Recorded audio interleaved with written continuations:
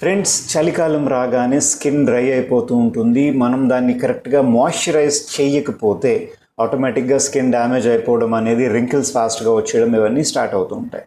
అలా జరగకుండా ఉండాలి అని అంటే మాయిశ్చరైజర్ మనం వాడాల్సి ఉంటుంది. పాత కాలంలోనే శుభ్రంగా కొబ్బరి నూనె లేదంటే మీగడ అవి రాసుకునేవారు. కానీ అప్పుడుండే సొసైటీలో అది వీలు పడేది. ఇప్పుడు మనం అలా చేయలేము, ఎందుకంటే మన బట్టలు పాడైపోతాయి.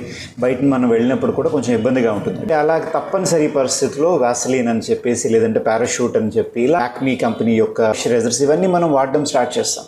కానీ వీటి లోపల ఇంగ్రీడియంట్స్ చూస్తే మెజారిటీ దాంట్లోని పెట్రోలియం జెల్లీ ఉంటుంది. అది మన హెల్త్కి మంచిది కాదు అని తెలిసినా సరే మనం వాడుతూ ఉంటాం, ఎందుకంటే ఆప్షన్ లేదు కాబట్టి.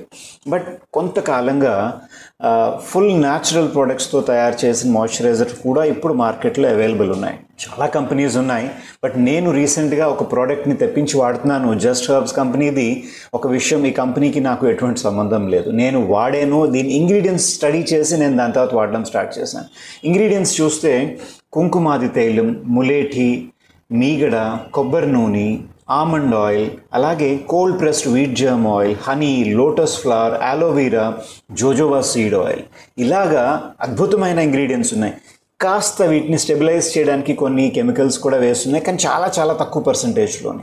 అంటే 100% కెమికల్ వాడదామా లేదంటే 5% కెమికల్స్ది బెటరా అనేది ఒక ఆప్షన్ అనమాట. ఇది ఒక్క కంపెనీనే వాడమని చెప్పట్లేదు, ఇంకా 4-5 కంపెనీస్ నేను చూస్తున్నాను. వాటి లింక్ నేను కిందన ఈ వీడియోకి డిస్క్రిప్షన్లో పెడతాను.